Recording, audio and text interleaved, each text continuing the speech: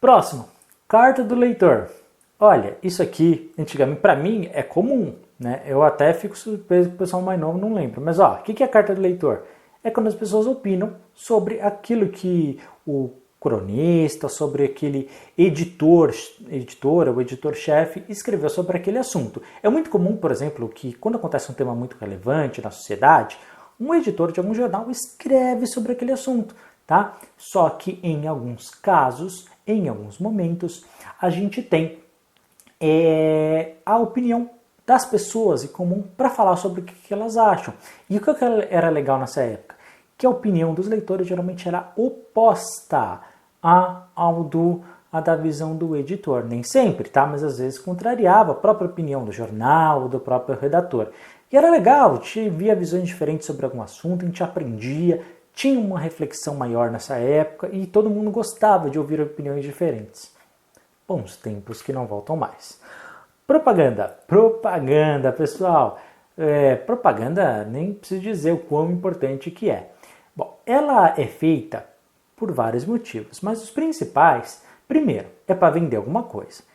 Então é óbvio, uma propaganda que vai falar sobre cerveja, o que ela quer fazer? Que você compre cerveja. Quer vender uma caneta, propaganda da Bic, né? Vai falar o quê? Que você compre. Não quer que compre a concorrente. Não, né, pessoal? Vai falar que você compre aquele produto. Óbvio. Segundo ponto, pode fortalecer uma marca. Então, muitas vezes, ela não vai falar especificamente para você comprar aquilo, mas para você falar, essa marca é boa, hein? Essa marca aí, olha, é relevante. Então, é para ela se impor no mercado. Pode ser. E uma terceira, e essa aqui a sua prova gosta, tá? Então, asterisco vermelho nela. O que significa? Para conscientização social. Heitor, quem é que faz essa propaganda de conscientização social? Ó, vamos lá. Para fazer vendas, só pode ser empresa privada, beleza? Fortalecimento de uma marca, afinal, marca é uma coisa privada, então também é. Agora, conscientização social pode ser feita tanto por uma marca quanto pelas instituições públicas. O próprio governo às vezes faz, tá bom? Trouxe duas aqui para você ver. Primeira delas, inspirada na sua vida, pé na porta. O que significa isso? Está mostrando alguém comum carregando provavelmente sacos de supermercado e algo comum, né? Que às vezes a gente está com as mãos ocupadas e como é que você vai abrir o porta-mala do carro?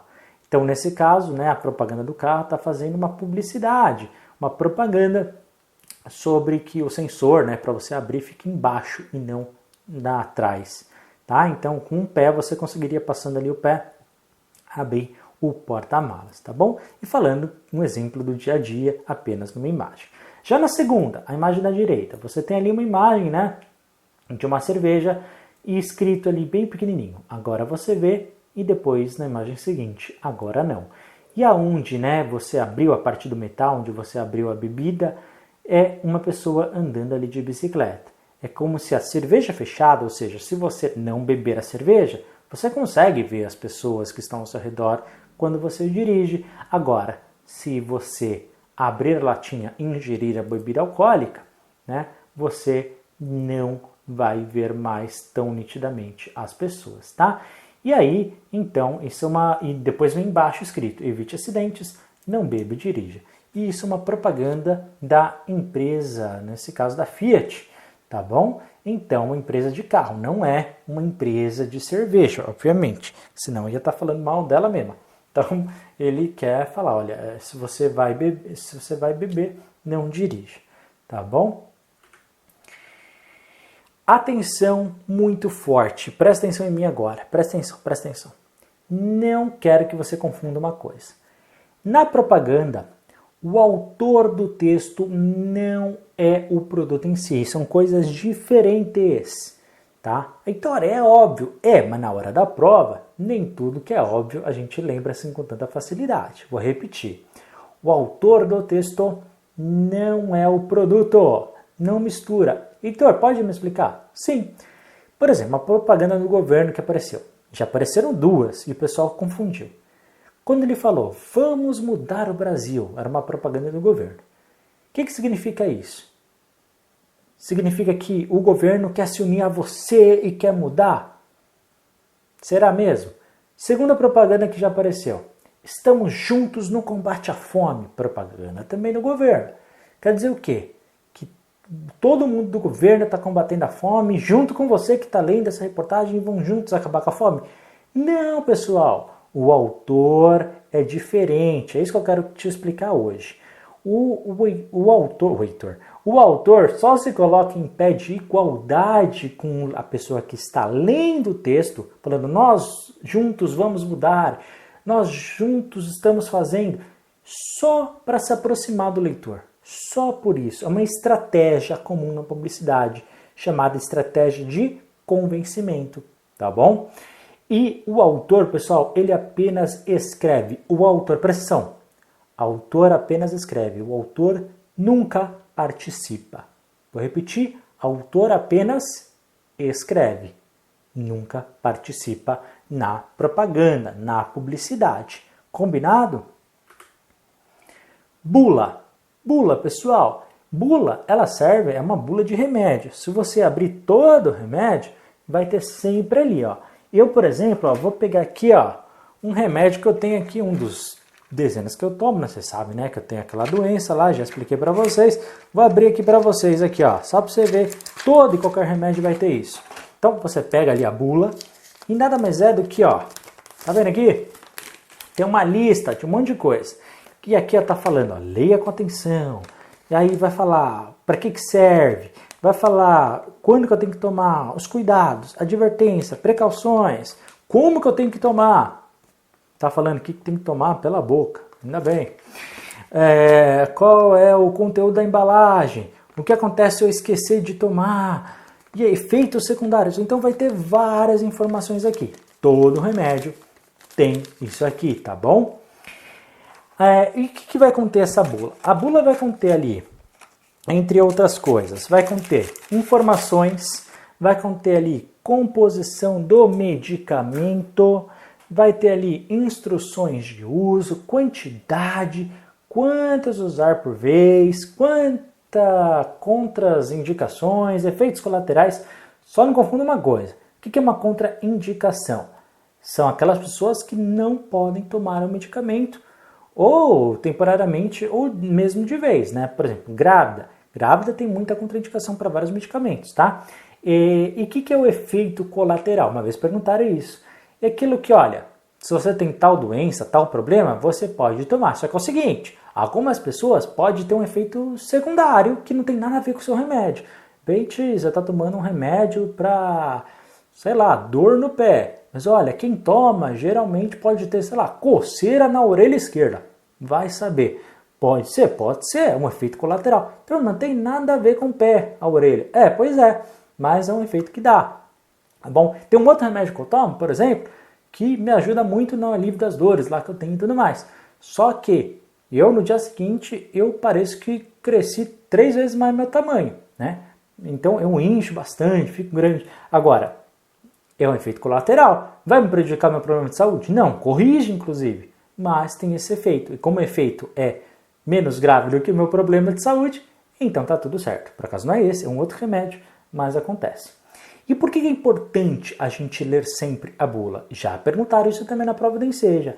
É porque a leitura é importante para que o paciente compreenda todos os seus efeitos e também as consequências de adquirir aquele medicamento. Receitas. Você tem a receita de comida ou então você tem a receita médica. E no fundo é a mesma coisa. Pô, Heitor, é a mesma coisa? Para e pensa, né? Quando um médico escreve lá alguma coisa para você tomar, tal remédio de 12 em 12 horas, durante 20 dias. Ou então quando você pega uma receita, sei lá, de bolo aí na internet, ou numa revistinha que você tem em casa, no fundo é a mesma coisa. Pensa, é um guia para realizar algo que vai estar ali passo a passo, que você não pode pular, tá? Ou seja, vai ter ali as informações, vai ter ali os ingredientes, vai ter ali a quantidade exata de cada um, tá bom? Tem lá a receita de bolo e está ali escrito, você tem que usar 1 kg de farinha. Aí você fala, não concordo e quero usar 2 kg. O que vai acontecer? vai ficar duro o seu bolo. Você vai jogar na parede que você quebra até o cimento que está lá. Então não dá para fazer isso, tá bom? É preciso sempre seguir a ordem. Ah, não, antes eu não quero misturar os líquidos primeiro antes de pôr o sólido. Aí vai ficar empapado o seu bolo, então presta atenção, tem que seguir a ordem daquilo que está escrito. Por quê? Porque muita gente já testou, muita gente errou antes de fazer uma receita, tá? O tempo de realização, ah não, aqui está falando que o bolo tem que ficar em 180 graus 40 minutos, mas só quero por 20. Legal, vai comer cru, tá bom? Por dentro vai estar crua a massa, vai estar ruim, não pode comer, tá bom? Farinha crua. Então, não pode fazer, você tem que usar o tempo exato. E claro, os números e as quantidades. Manual de instruções, isso é muito legal. Esses dias, né, eu comprei uma cadeira, não é essa que eu tô agora, é uma outra, e ela nem cabe aqui, aquela antiga que eu usava nas gravações, e eu tive que montar aquela cadeira. Aí veio um manual simples, 3 páginas. Claro, não vou ler esse manual, pra que ler manual? Beleza, final da tarde, isso era de manhã, final da tarde, nem sabia onde começava aquela cadeira, tentei sozinho, aí li o manual, pessoal, 10 minutos tá montada. Então, às vezes, o manual, ele vai te ajudar bastante, tá? Porque ele vai te ajudar a ter instruções claras, às vezes vai ter até fotografia, vai falar o passo a passo, né? Para quem adquirir aquele produto, sobre a melhor forma de utilizar, né? Para justamente você aproveitar da melhor forma possível. Então, se você comprar alguma coisa, aproveite o manual de instruções. Todo objeto, principalmente produtos eletrônicos, sempre vem com manual de instrução, tá bom? Então aproveite isso. Poema. Poema todo mundo conhece, né? É também uma obra literária, assim como a crônica, como um conto, como um romance. Porém, pessoal, ela não tem uma regra definida, sendo bem verdadeira e transparente para vocês. Mas para o enseja já tem, tá? Porque toda vez que vem um poema na prova, ele sempre segue a mesma estrutura. Então eu vou falar na visão da enseja. Combinado? No enseja, você tem ali vários versos, que na verdade são linhas. Então, como assim? Toda linha de um poema, esse aqui é um poema chamado Língua, por exemplo, ele tem várias linhas, concorda? Primeira, segunda, terceira, quarta. Cada linha, quando a gente fala de um poema, a gente não fala de linha, porque linha é texto, tá? Dissertativo. Então, a gente vai chamar de verso. Então, primeiro verso é a primeira linha, é a mesma coisa. Só que eles têm essas frescurências aí para cada palavra. Então, lá, segunda verso. Segunda linha, terceiro verso, terceira linha. Deu para entender? Beleza. Agora, tá vendo que tem 4 linhas e tem um espaço? Mais 5 linhas, outro espaço. 3 linhas, outro espaço. Beleza.